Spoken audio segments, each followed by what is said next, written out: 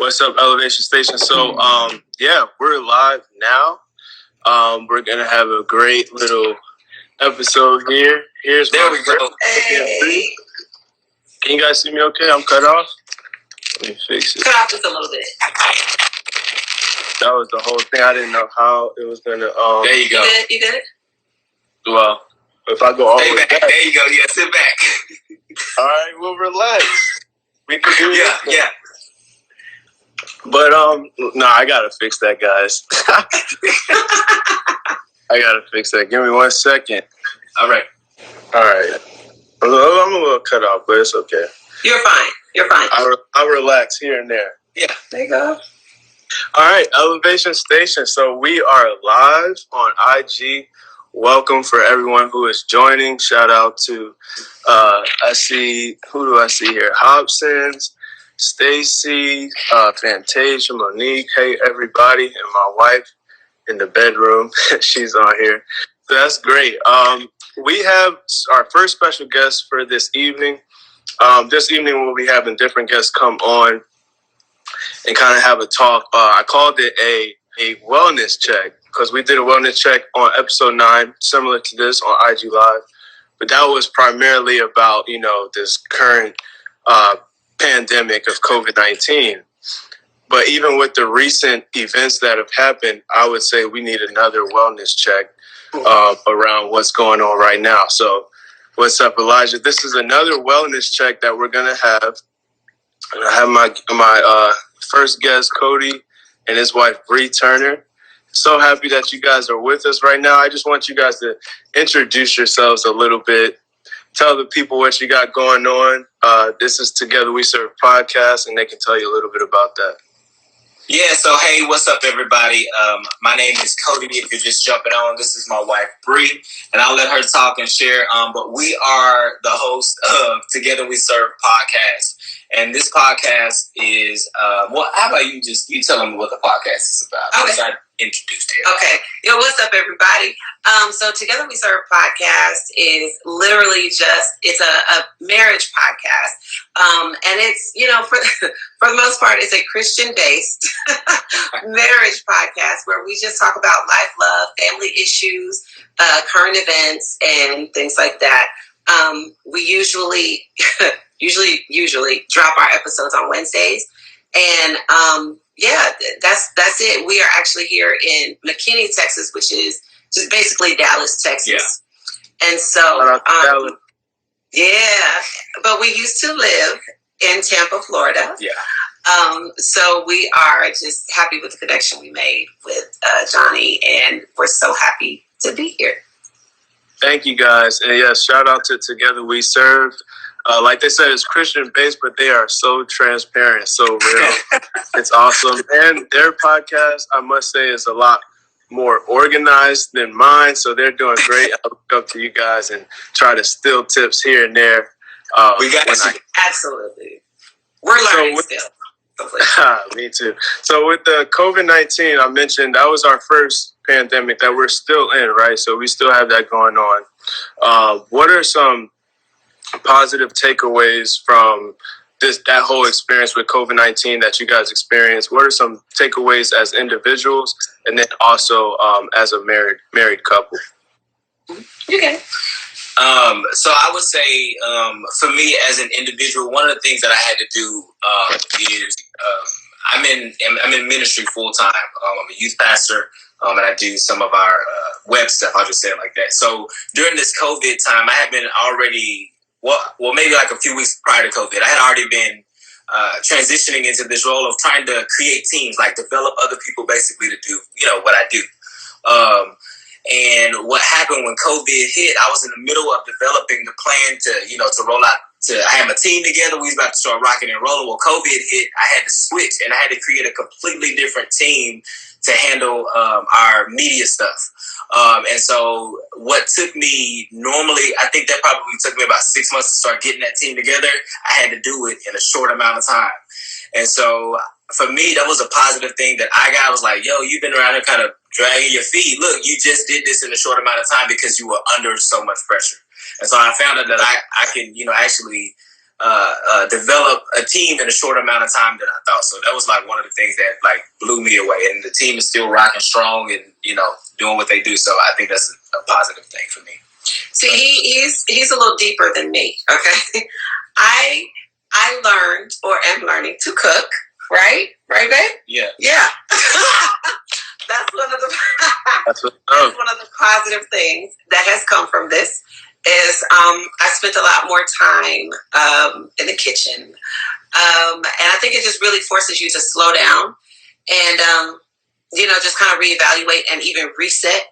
And so we've definitely done that. And then as far as positive from COVID from our marriage, you know, that's difficult because we spend a lot of time together because we kind of work together in ministry, but you know, we've got the podcast, we've got the YouTube and things like that. So I honestly wish I could say I could find something positive.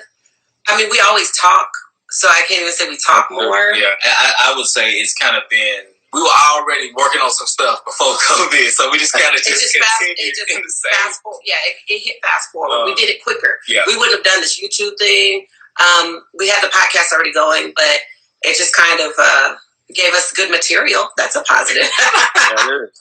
That's what's up. With my marriage, we have different work schedules. So we're kind of both. I wouldn't see her as much. When I come in, she's leaving. Yeah. Matter of fact, before I even come home, she's gone. And she doesn't come home till like 2:30 a.m., 3 a.m. for her work schedule, not for no other reason. But so it's different now. We're always working home, and you know, we're seeing more of each other. So I'm trying to stay off of her buttons and not be too too irritating. But yeah, all in all, it's good. That's good. Yeah. That's good. Yeah. So I wanted to start off light, but we also want to go into what's happening now. For me, it's been an emotional week. I'm sure for you guys, couple weeks. Actually, we could say months. There's so much that's been going on. But Cody, I saw on your Instagram, I saw some photos of you outside of the county. What is that? The Collin County Courthouse. Yeah. Talk a little bit about what was going on out there, and then also you went out there in spite of COVID-19. I'm sure there's a lot of people. In spite of that, what kind of pushed you or moved you to go out there in such a time like this? Well, I tell you what. So I've been in this space of trying to capture everything that's going on around me because that's a camera, photos, video. So I was already kind of doing that, and so when that happened, like, I saw other pictures of just things that were happening that they were showing on the media, and I was like, man, if nothing else, to experience something like this, right? So that was my intent at first on going. I was just going to take pictures, get some video footage, make a memory. That's what I was going to do originally. But once I got there and I started to see everything that was going on, so basically what it was were churches up here in Collin County up here and other churches, they basically came together to do a peaceful rally, a peaceful protest. And so you had pastors from all of these different churches. Was Cheryl Brady out there? Cheryl Brady was there. Cheryl Brady, one of the top pastors here, one community, Dr. Conway Edwards, like his team helped organize it. My pastor was one of the people that prayed. And so basically what they did, they were praying for justice and for peace and for change. And what they did was they declared like every fifth Sunday, like Unity Sunday. And so basically what they were saying was Unity Sunday was where you take one Sunday and you have dinner with somebody else that doesn't look like you. And so they were basically saying, it's man, I was like, they declared it in the city. Every fifth Sunday, the mayor said, on fifth Sundays, I need to see different people sitting around tables eating, because the whole thing was, we can't have a diversified world or a diversified church if we don't have a diversified table that we sit down and eat with. And so So I thought, I was like, oh man. So then and I started hearing that and then just looking around, like for real, like at the people and what was going on. Nobody was, trying to be crazy. And I live, we live in McKinney. And so you saw some of the photos. So the crazy thing was to see other ethnicities. They were the majority there at the rally that I was at, and there to support and speak out. Man. The white people were the majority of who was at the rally. That's what I said. Well, because then I didn't want to say it was just white people. There were other people too. Yeah. Other Hispanics. Y'all see how funny they are. Y'all see how funny they are. Y'all got a podcast, right? Podcast. That's it, man. But yeah, so, but I felt like even in doing that, I was like, wow, okay, so this is how these things happen. There you go. We on the phone. We had to switch. I don't know what happened. We good. Okay. But yeah, like I was saying, Cody has to go out. He works in the church, so he has to go out already every day and be at church, at work, because he's essential. And then on Sundays, we both have to go out because, again, he's essential in the church. And I guess I'm the worship leader at church, so I guess I'm essential too. So we're out every essential. I think we're essential. So we go out during COVID as necessary. Yeah. Okay. And I like, so speaking of, that really was amazing that y'all did that they did that, announced that with meeting with people that don't look like you at the tables. Speaking of that, at the table, and you guys is home with everything that's going on, and rest in peace to George Floyd, the killing that we saw on video. What is the family conversation like? Because you guys have many kids, you get a busy home, your kids do a lot of activities. So what's the family conversation like around that? And why do you think it's important to even have the family conversations, not just for African American and Black and brown families, but also for our white brothers and sisters and their families? Yeah, we have a conversation, and if you know us, we keep it very, very real and raw and just kind of uncut. And so the importance of having a conversation around COVID, around, George Floyd and anybody else, any other Blacks who were harmed, during this time is paramount in our household, because we have Black children who live in a very predominantly white area. That's just where we live. And so it's important for them to understand that, like we tell them, you're different, than the majority of your friends. Mm-hmm. And I think that the conversation around that is important. We can't ignore the fact that, even though we all get along and everybody's cool and all of that, you're different. And you don't have the same privileges as, some of your friends may have. And then discuss how they have privileges that you do not, such as white privilege, and we have to talk to them and explain that to them. Our youngest is 10 years old, and it's difficult for her to understand a little bit of that, because she's just like, well, what's the problem, But we have those conversations around the table. We definitely, even with our oldest, who's 17 years old, our kids are very opinionated and very aware. And we make sure of that. We don't sugarcoat anything. And we just kind of make sure that they're not living in a bubble. We want to make sure that they understand that this is reality. This is the world that we live in. And unfortunately, this is what we have to deal with right now. Yeah. Hopefully, I like that you said this is what we got to deal with right now. Hopefully, yes. Generations to come, and hopefully in our generation, we can put this to rest. And absolutely. Make a real change. Yeah. Bree, Dakota, did you want to say something, or she hit it for you? No, she hit it, man. But at the bottom line is we. You said I hit it. You did, but here's the perspective you did. Okay. So with our kids, we have majority girls, right? But we have sons too, and so with our sons, I really try to talk to them and really remind them. I know you live up here in the suburbs, but remember, you Black. Like I get it, and there are certain things that you just can't do, and so I try to always keep that at the forefront of your mind. When you're out hanging out with your friends, you got to remember, like, this is the world that we live in, and I just want them to be able to navigate it, man. That so. Because that's difficult. Like, you have to say, you're Black, they're white, and they're different than you. But at the end of the day, we're all the same. and you have to still teach love. You know what I'm saying? Yeah. So it's difficult. It's a fine line, but at the end of the day, we're teaching love, but we keeping it 100. Yeah, 100. Bree, as you mentioned, obviously you're a wife of a Black man and a mother of Black sons. We know this stuff happens to our daughters too, right? And women.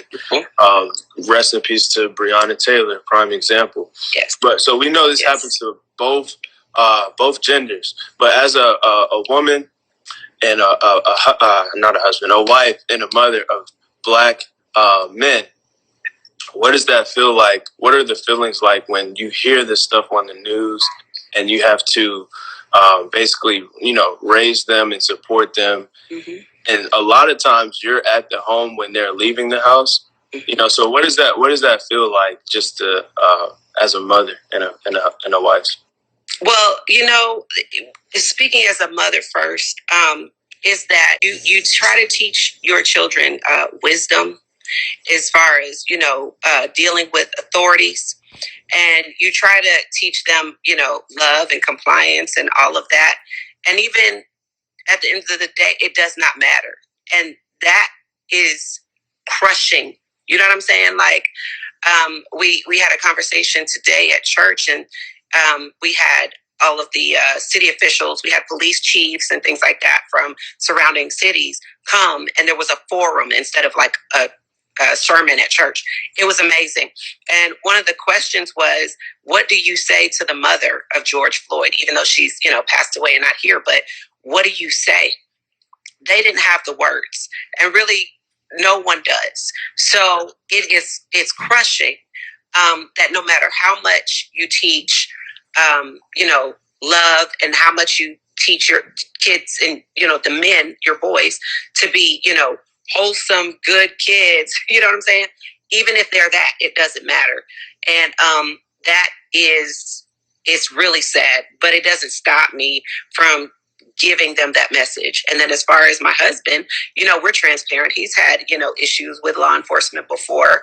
That's scary, So I pray to God that, I'm not ever put in that position, and pray for those who are. I can't even fathom a loss like that. You know what I'm saying? Already a loss, but a loss like that, it is crushing. But at the same time, I don't let it scare me too bad, because we believe in Jesus. And I know a lot of people are like, all of this prayer and all of that is that's not enough. But for us, as far as what we believe, what else can you do? We have seen that prayer has been the thing in our lives that has changed things and turned things around, not just in our lives, but in this nation. So at the end of the day, I'm going to go with what I know. Marching is great.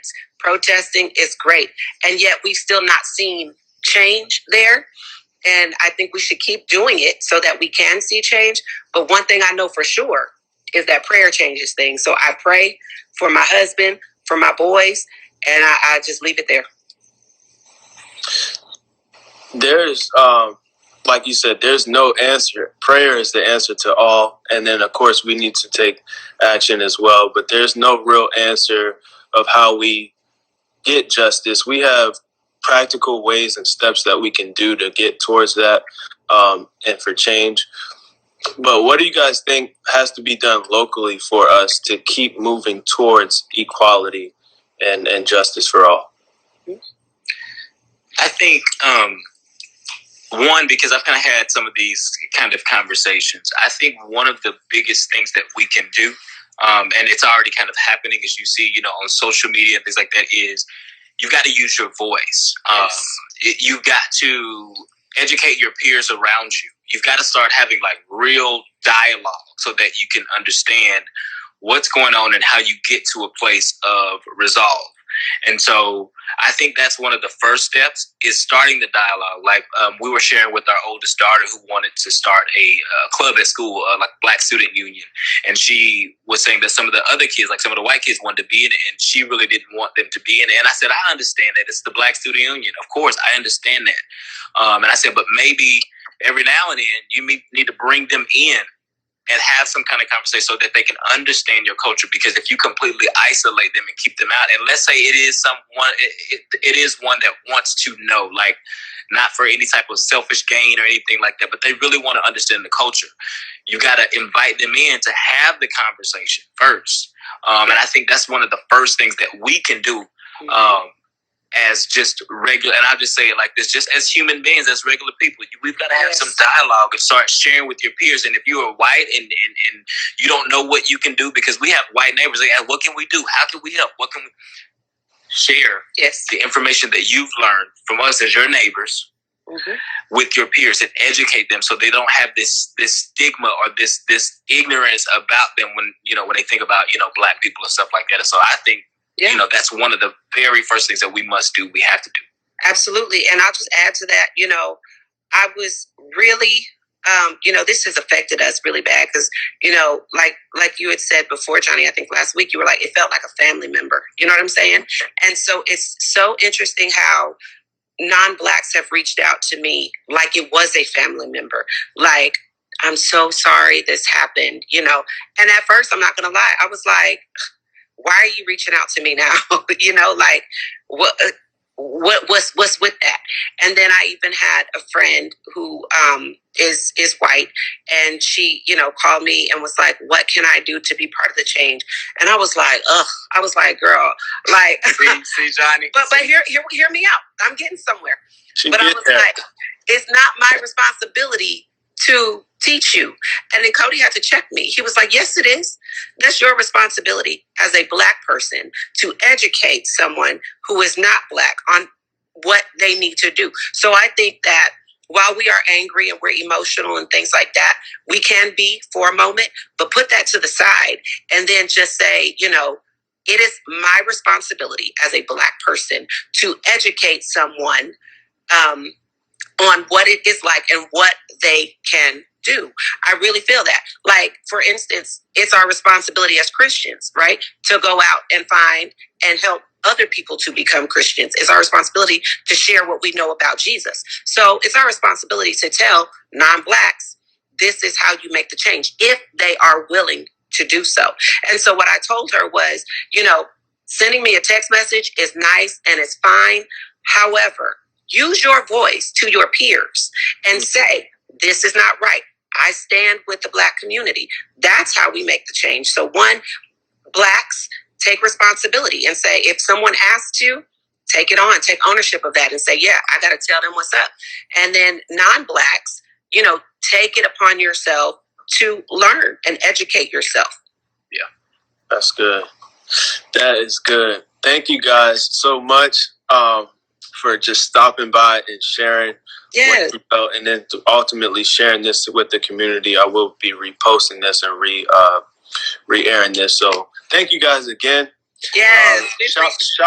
Shout out yourselves and where they can find you and where they can follow you and where they can listen to you before you drop up out of here. So you can find us on Together We Serve podcast on Instagram and on Facebook. You'll hear me say all the time, we don't do the Twitter thing because I don't get it, but that's okay. So Instagram, Facebook, Together We Serve podcast. And we also have a YouTube channel called Turner Gang TV. If you think the podcast is wild, y'all ain't seen nothing yet. So, this is, I don't know how to say your Instagram. I'm easy. Briley Turner 84 is my Instagram. How you say yours? Mine is Mr.C.R. Turner. That's easy. That's easy. I don't know if it's the dot. I don't know what the dot is. It's because the dot. It's the dot. I got you.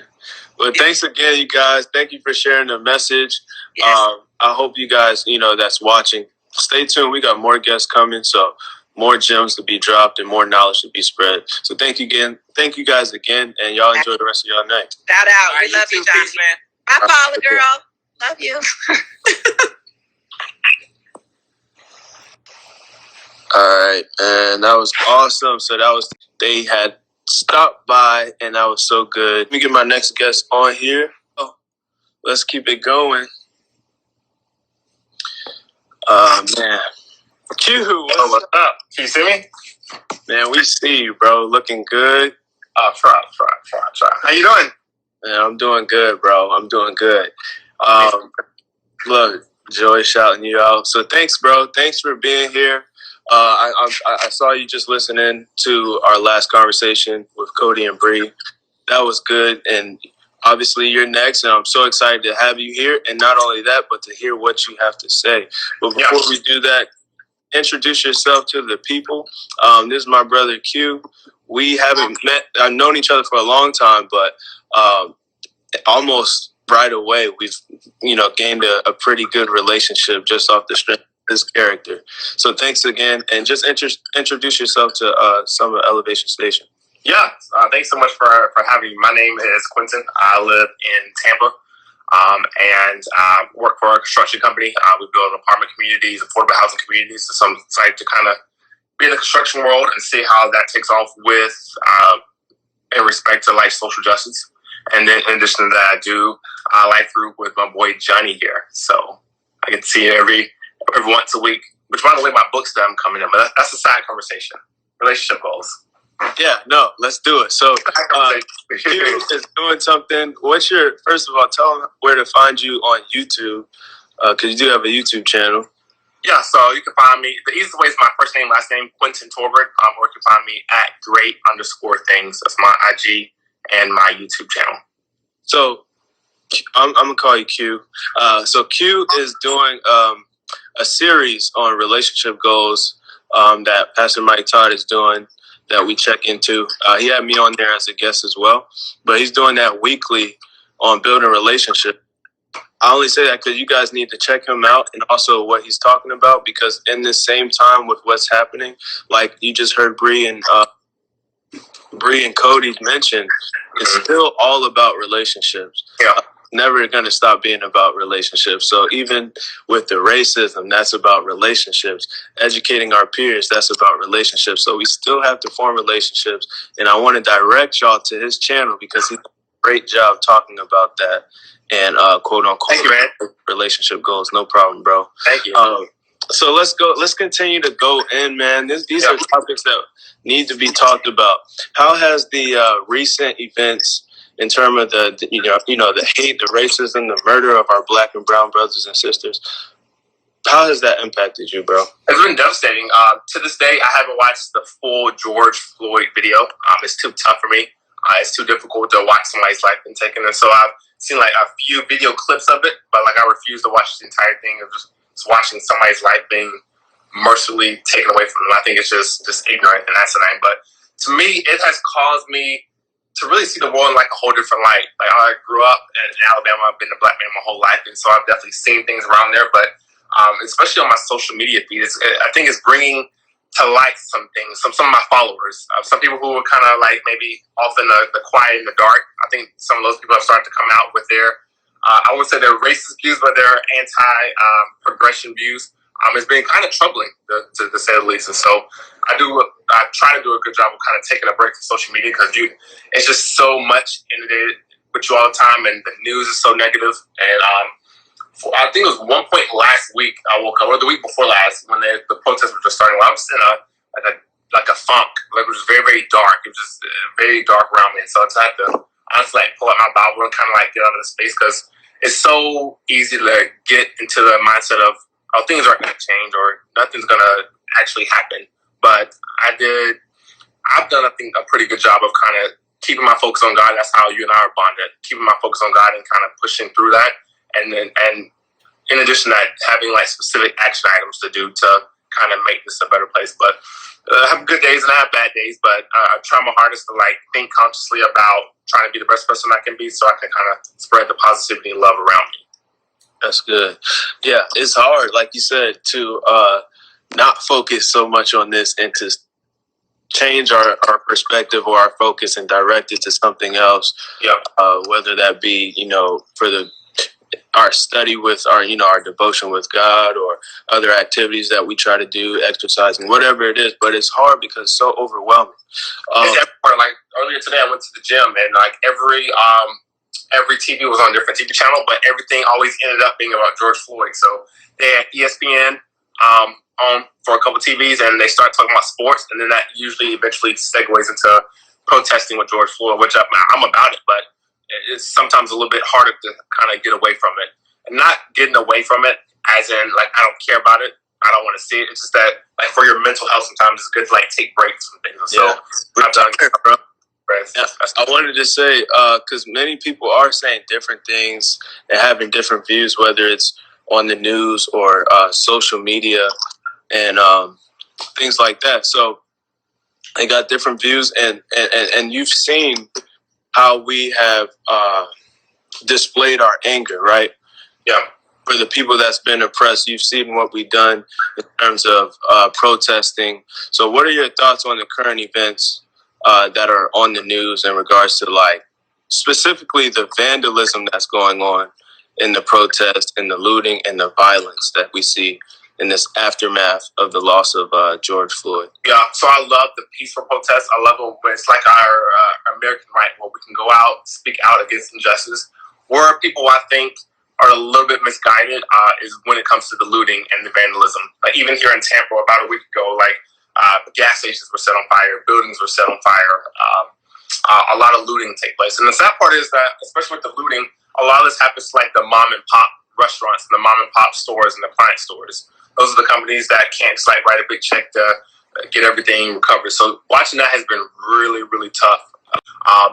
But I feel like I almost get it. Sometimes people are so that their opinion is muffled, and there's so much anger within a lot of us that you don't know kind of where to put your anger. Like, do I do this? Do I do that? And so some people, their way of getting all that anger out is just to start, like, burning things or to start looting or something like that. That is unfortunate because it's kind of productive.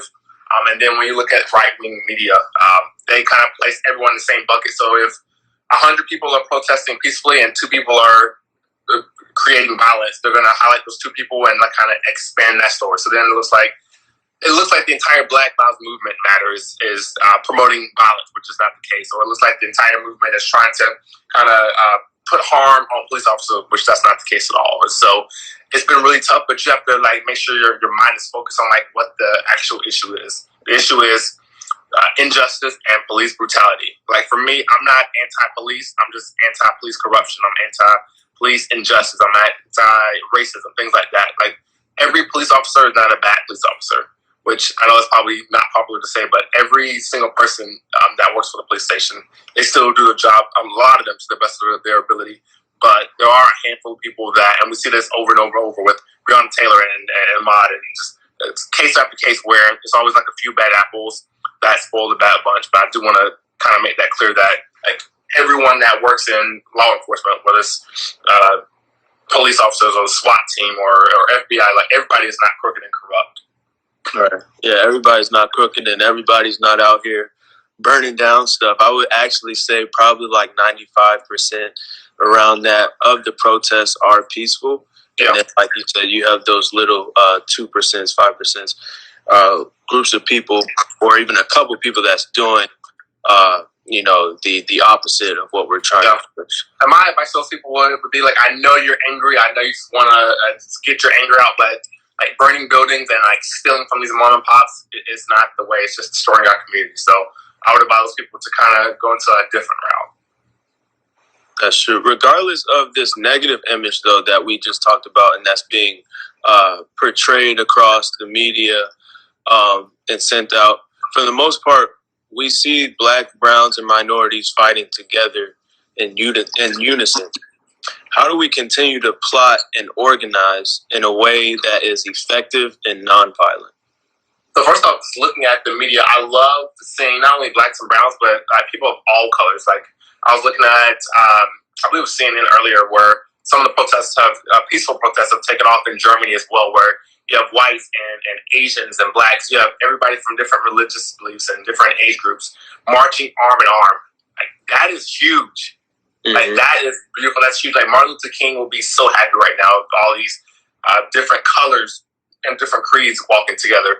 But I think one way that we sustain that is, I think, going through the political route. So you yourself don't have to be a politician, but being able to elect the correct people who are in office that look like the community, who have some of the same backgrounds as the community, some people that talk like the community, those are the people that need to be in office. And so I think they can represent our level. I think a lot of times we look at the national level and how our president is trash. Right.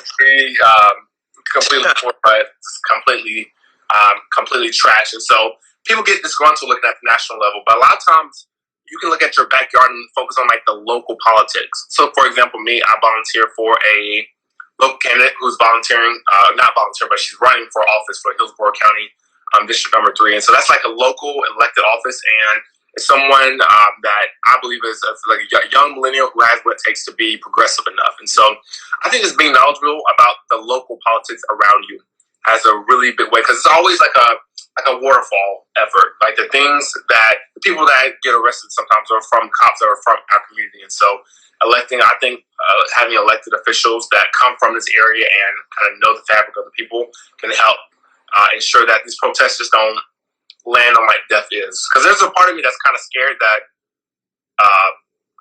we're going to protest, we're going to be on Instagram with our Black Lives Matter posts, but then after a while everything goes back to normal. Yeah. And that's what I don't want. Like, I don't want that to happen. And so I think focus on local politics is like the main way to keep that sustained. I 100% agree with you, but there is a lot of millennials that think there's no point in voting and don't see the importance in like political involvement. Yeah. Why is voting and being politically involved so important to you? It's really important, especially like for like two of us. We're two black men. Like in the 40s, 50s, and 60s, our ancestors were getting dogs thrown on them and being hosed down for the right to vote, let alone not even having to get their voice or just getting the opportunity to vote. And so I think it will be a disservice to them to kind of throw that all away. And I get what some people are talking about, where they say, I vote and vote and vote and nothing happens, or I vote this way and then I'm still in this bad situation where I vote for this person and racism still exists. Like, I get it. Like, I get the frustration.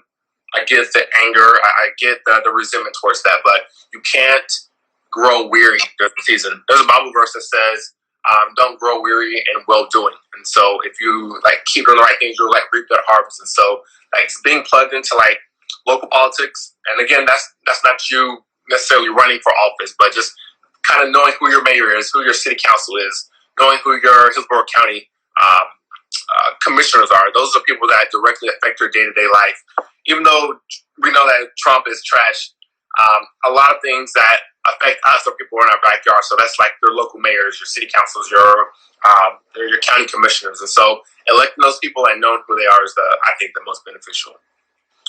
I 100% agree with you. It starts locally. We always want to look at the White House. We should look at the White House, but we need to, even more than that, look at our communities and what's going on in our city. If we see something that's wrong, hold the mayor accountable. You know, I think protests should be done way more often, not just around the killings of our brothers and sisters, but anytime there's a legislature that's passed that we're not in agreement of, we have to be educated on those type of things and hold our mayor accountable, hold our chief of police, all of those things. We have to be doing that at a local level. Exactly. Like you said, and don't get weary. Like you said, continue to vote, continue to use your voice, and stand up together and educate. So, bro, you brought it home for me, man. I appreciate you being on. Did you have any last words for our viewers and just this nation? I would say get out there, keep protesting peacefully. Keep writing into your local elected officials, because I think a change is going to come. Like, these dark times won't last always. Trouble don't last always, as this old songwriter said. And so I'm confident that things are going to get better. I'm confident that year after year after year, if we all keep continuing to come together, great things are on the way. So I would just advise them, don't grow weary. That's awesome, man. Hey, bro, thank you again for being on. I appreciate you guys. You. One more time, where do they follow you at? Yeah, follow me at great_things. Great is with a Q, because my first name is Q, so I can do weird. So great_things. Awesome. All right, so I'm going to do this really quick, guys. Thank you, Q. I'm going to let you go, man. I see you, man.